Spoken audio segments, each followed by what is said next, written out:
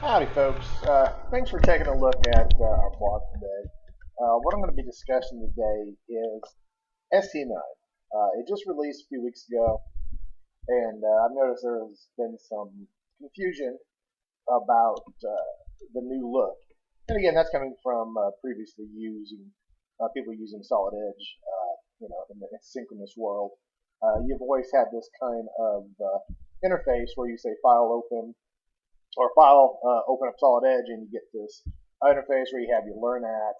Of course, you have your templates right on the splash screen, all your community information, your home page, etc. All right, so now this is kind of what you get when you open up Solid Edge. Kind of get the blank slate to work with. Some of the things are the same. For example, your Learn at Solid Edge. And again, for those who are new to Solid Edge, this is good too because I can show you where a lot of the things are, like tutorials. For example, if I choose a learning path, it brings up a web page. No login required. This just takes you to a Siemens web page where you can tell it what type of path you want to start on. These all kind of take you to the same location eventually. But for example, if I just say choose a learning path, are you new to CAD, or are you a SolidWorks user, or you just want to learn about synchronous, click here to continue. And it takes you to some movies and demos and training files that you can go through. And they're very useful, especially for first-time users. Just kind of learning the interface is the big hurdle for most, just finding out where things are. And I'll show some things once we get into Solid Edge that will help you as well. Of course, touring the user interface. Again, this is kind of what we're doing here. So I'll walk you through where this stuff is and what it actually does once we get into Solid Edge. So this is your Learn at Solid Edge page. Of course, what I'm using here is the record option for the YouTube. Of course, I'm not going to upload. I'm just going to save it. Save the video, and I can email it to people. Or, of course, we're going to upload it to YouTube so people can watch the blog at their discretion. Of course, if you're into Facebook, it takes you out to our Siemens Facebook page. And, of course, the Solid Edge community. There's a lot of questions logged in here, and people answer. There's a lot of good information in here if y'all ever want to just spend some time going down the rabbit hole. All right, so starting templates. All right, so a couple different ways. Of course, you have your application button. So that's this big star button up left-hand corner. It used to be round, now it's square. That's about the only difference. The information under it is pretty much the same. For example, Learn. So this takes you to this page, and of course you have some other links here, like getting started, the test drive of Solid Edge. It's the same test drive that's been in there for a few years. It's a micrometer training demo. Let's see.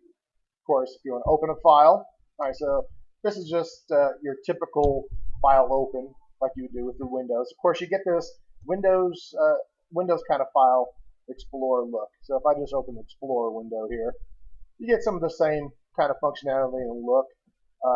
Solid Edge replicating. Of course, if you want to do your view types, you can set that. Of course, through Explorer here, you just go through. So I want to look at extra large icons or list details. So you say same types of functions. Some information down here, like your search window. This is there's some built-in data management.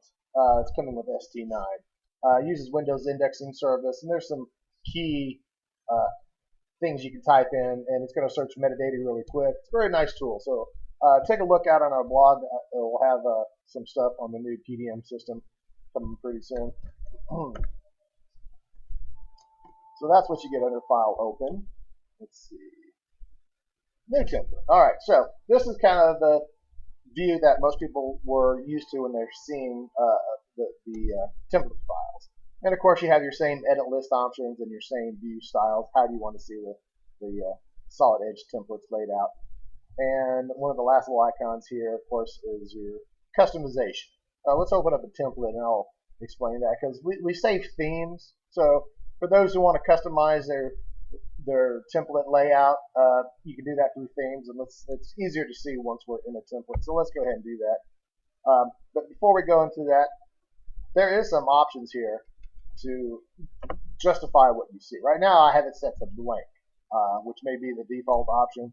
But to change that, any of these things that I showed you, like the new or the open or the learn, you can set that to be your home page as soon as you start Solid Edge. And that is done through Solid Edge settings. So you go to applications, settings, options, and under helpers, here we go.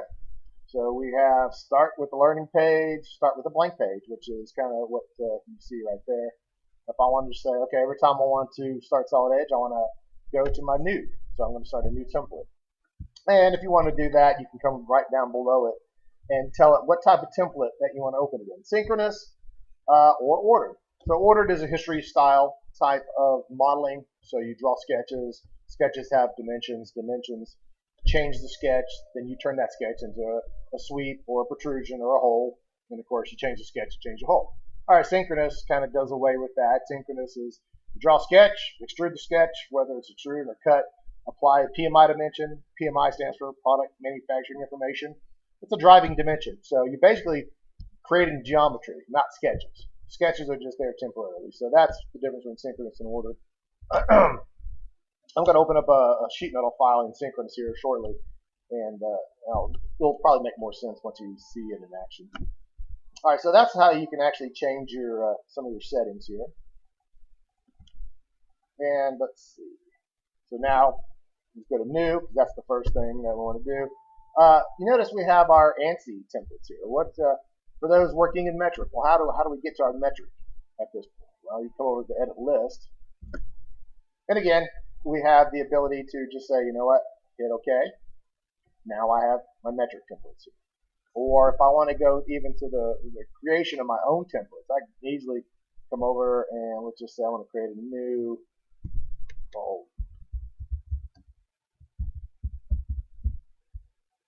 Dylan templates. And of course, I can add any of these or combinations of certain ones into my template folder very easily. All right, so that's how you do that. So let's just open up a metric part. And I mentioned I was going to show you how to customize your Solid Edge window.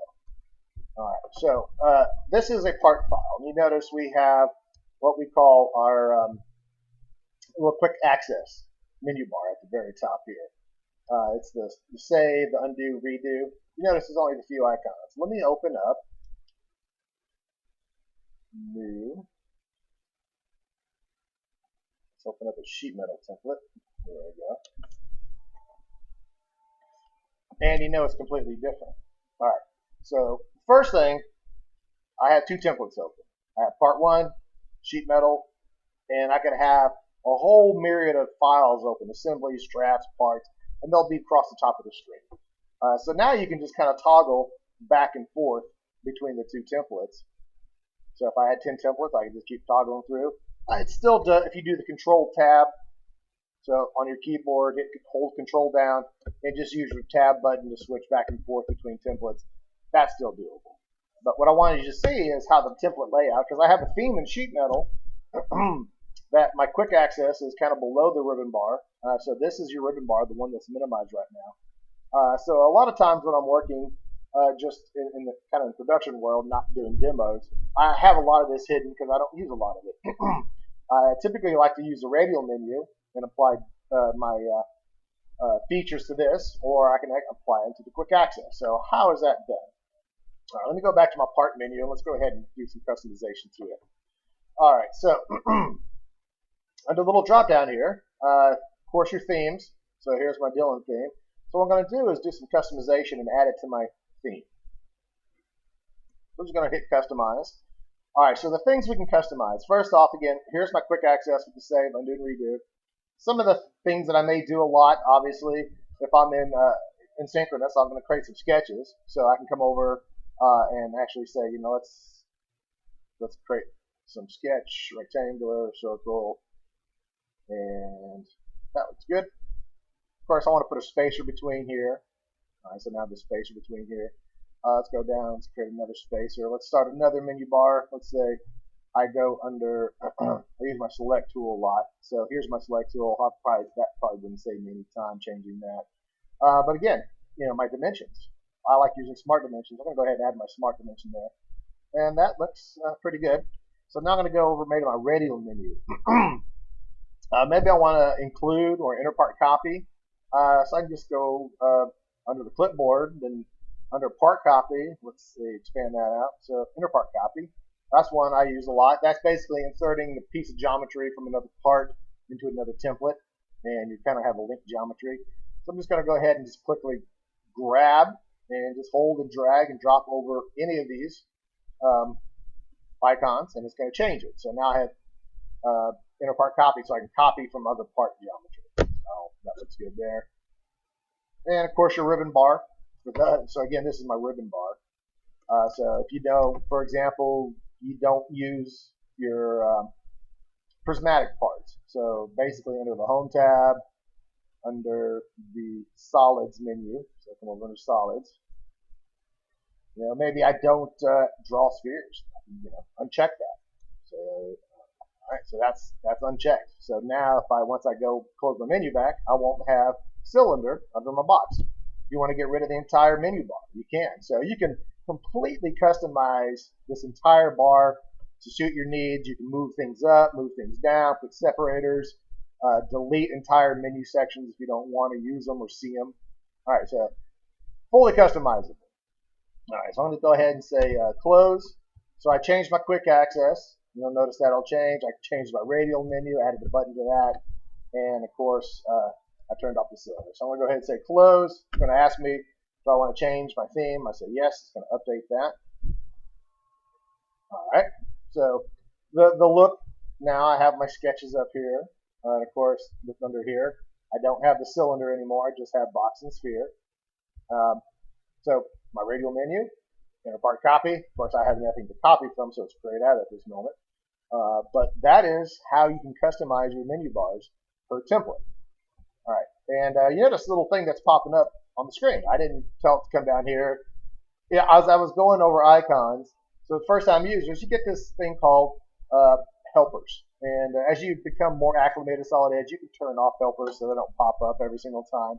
And the helpers are little menu bar items that kind of show you little videos, or like this down here. It assumed I was looking for something because I was kind of just going under different menu bars. So here is my command finder. All right, so good example, commands that don't even exist in Solid Edge. We have something called thin walls, but some of our competition calls them shells.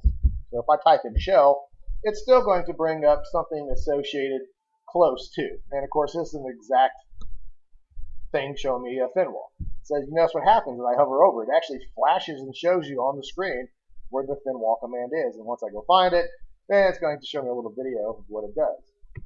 All right, if I just want to know what it does without actually having to go hover over a video, I can click the little question mark, and it's going to take me out to a help file, and it's going to explicitly tell me what the command does and how to actually use it.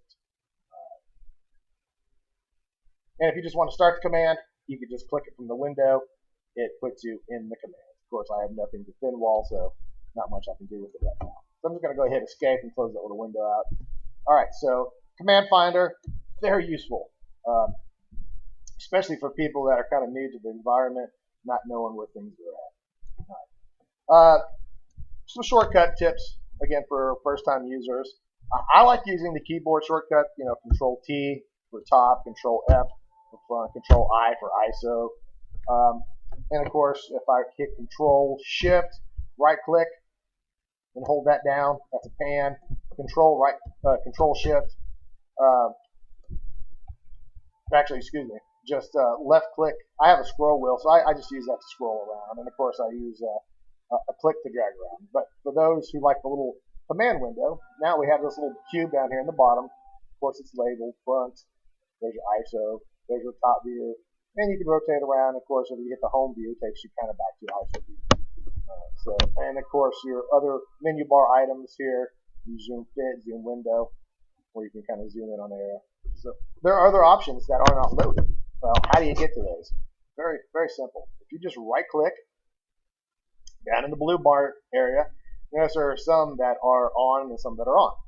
For example, spin about. So if I hit spin about, now it actually added a spin about command.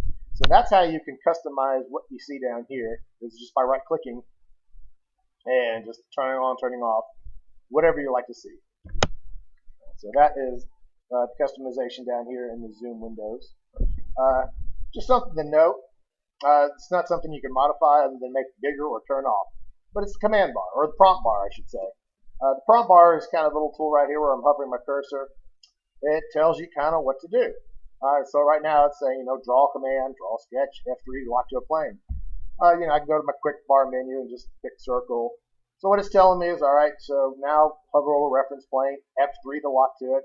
All right, hover over it. Again, there's another helper that pops up telling me, all right, I'm over a plane that I want. Hit F3, it ties to it. Now my prompt bar is telling me click for C for endpoint, E for endpoint, M for midpoint, or I can hover over.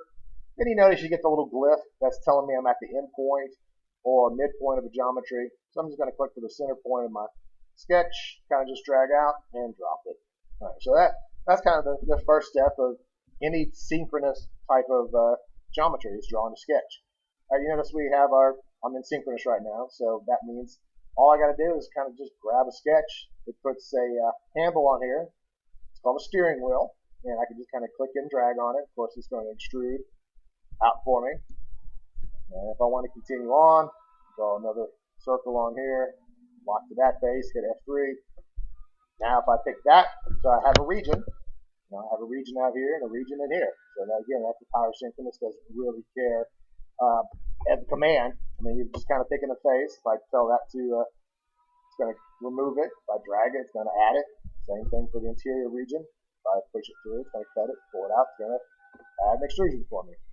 All right, so that's kind of the tips on how to lay out your menu bars and some of the functionality of how to turn off and turn on certain commands. Let's see. Some other tools they've enhanced that these are something you're going to use all the time. So when you create a part, you draw your geometry. The next thing you're going to do, apply a material. Then you can run your calculations, see how much the part weighs, where the center of gravity is, etc. So you're always going to apply material. So let's do that next. In the old days, you used to go to application, properties, materials, but now all you have to do is double click material in the Pathfinder right here. It's going to bring up a new little window here that has a different look than previous. All right, so it's kind of laid out currently like it was, but you do have different looks now. For example, library display versus, oops, I just added a new library, excuse me, versus the material display, which basically turns on every single material that you have in the list. If I go to group display, it's going to group it. And of course, now we can actually sort ascending and descending. Before, we were just kind of tied to, if you added a material, it just kind of added it in where it was at, and you had no sort capabilities. You had to export it out, bring it back in. After you sorted it in Excel, brought it back in, then it's going to be correct. But now you can just go ahead and sort however you like. So, and again, your materials, the properties, you have your favorites here. Right, so how do we access our favorites? Because that's what you'll probably do. You probably have a handful of materials you're going to apply every time. If you just right-click material instead of double-clicking it, you get your favorites. And of course, you get your recently used. All right, so let's go ahead and just say that's going to be stainless. It changes the material to stainless, and that's pretty much it. All right, some of the other things in the list, I think check out a date's new as well. It checks the material. It also checks all the properties of the materials, and actually, if you're in sheet metal, it'll actually check the gauge, and maybe someone made a change, and the part wasn't updated, and the flat. It'll go through and update all that for you, without actually having to go into the properties to do it. And of course, managing your favorite properties, again, takes you right back to where we were. So you can add and remove your favorites quite easily. So that's new. Let's open up another part here. Let's open up in sheet metal. So I have a parasol that I saved.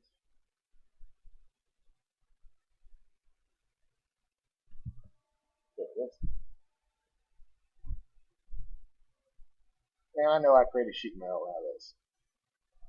So what we're going to do, another thing that was enhanced with the function of sorting and finding things is our variable table.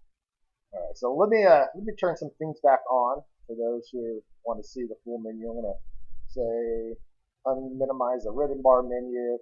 And of course, I actually have my quick access. I'm going to move that back up to the top. There we go. So I don't want to interfere with all my different templates here. So I have my sheet metal template open. And of course, we have our part count. All right, so again, this is synchronous. So if I just wanted to start windowing some geometry, like I mentioned, we get a little steering wheel. So if I wanted to kind of window some features and just start stretching on them, I can easily do that. I knew this part was drawn symmetric, so it didn't want to move that off. So if I just want to add, 30 millimeters to that, and off we go. But I want to handle this like sheet metal, because you notice I could do things with some of the geometry. I don't want it to be able to behave like a sheet metal part, pull the flange off, etc. So let's translate this and do sheet metal first. All right. So I'm going to go under Tools, use what they call thin to sheet metal. So what it's asking me is click on the base feature for the conversion. And my base feature is going to turn into a tab. So I'm going to say, here's my tab feature, and all my other features are going to turn into flanges. All right, so there we go. So I created a tab, got a bunch of flanges hanging off of it now.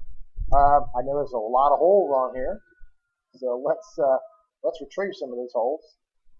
Recognize holes. All right, so I found all these different sets of holes, lots of different sizes here. If I wanted to, I could actually go in and change the size of these holes right on the fly. I just want to say, let's just make this 11 millimeter through holes. Hit OK. Now I'm going to add a whole set of holes over here.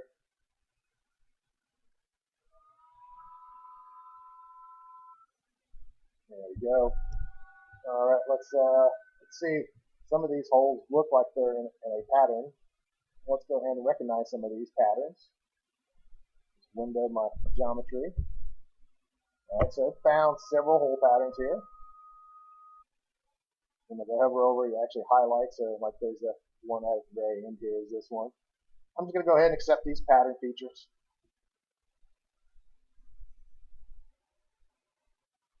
All right, so I recognize flanges and tabs and holes and patterns. So I got a pretty accurate part right here. I don't have any dimensions on it, but if I wanted to take the time to go through and start applying geometry or actually dimensions to locations, holes, slot dimensions, etc., I can do that and start controlling those through synchronous. For example, I want that slot to be longer. Let's go ahead and make that slot longer.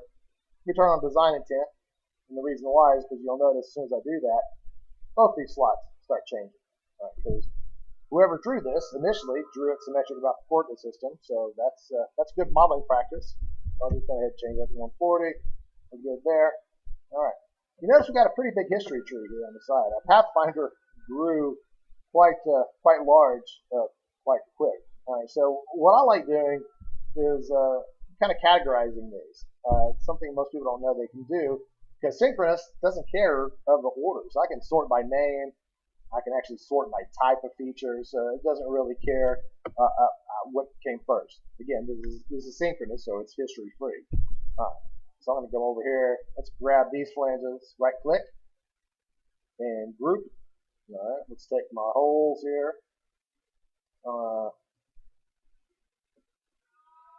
Do that hole. Take these. Since I have not expanded out, I'm just going to grab the top levels and again go ahead and group my holes together. And let's make it easier for myself. I'm going to rename this. I'm going to call these holes. And then of course I have the other group, which are flanges. Let's rename these. There you go. So I shrunk my tree back down quite quickly. A little manageable, so I can actually go into just the functions that I want, see the flange that I want. All right, the reason I was getting there was, again, we have a variable table. And I applied a few dimensions to this, and I also created those patterns. And so that gets stored in what we call variables. So this may be a new look. Again, for those new to Solid Edge, we kind of had a structure that looks like this before. And again, we didn't have a lot of sort options, but now you can actually sort ascending and descending again. We actually have some other functions in here. we can actually do custom sorting. So again, these are the two new looks. The second one is referred to as structured view, where it kind of gives you the part plus its parent and child dependence. So it kind of breaks them down into structured features as opposed to just saying, here's all the features, all the names, and what they do and the values. All right, so let's just maybe do a custom sort. You can do it, of course, by name is by most people do it. Let's go ahead and say let's add one. Let's sort by name. Let's sort by type then. Again, let's go ahead and do ascending. Maybe add one more. Maybe by a value. All right, so I have 3 different sort functions now. All right, so now I redid my list, my holes together, my patterns are together. Of course, now they're all descending from 2 down to the larger patterns. So that's just a really nice functions you have there. Speaking of functions, under formula, all right, they've added one function in here, and you actually have pi now. Pi out to, I think they have 15 digits. So we didn't have the pi function before, but you do now. So yeah, the variable tables changed. Now you can sort and make those very useful to yourself. The only thing I didn't show you is the filter item, letting you sort by the user. For example, the ones that I applied. So there's my overall linear value. I can call that length. Just make it easier for me to find in the future, and just wanted to make that a finite value. You can type that in right there, or actually just change it on the screen. So that variable table search function, and of course the material table sort function is new to 9. And that kind of explains the layout, hopefully, a little easier. Again, really nice tools to be able to toggle through very quickly without having to use any keyboard shortcuts. So please join us for future blogs, and we'll be talking about a lot more stuff. All right. Thank you, folks. Have a good day.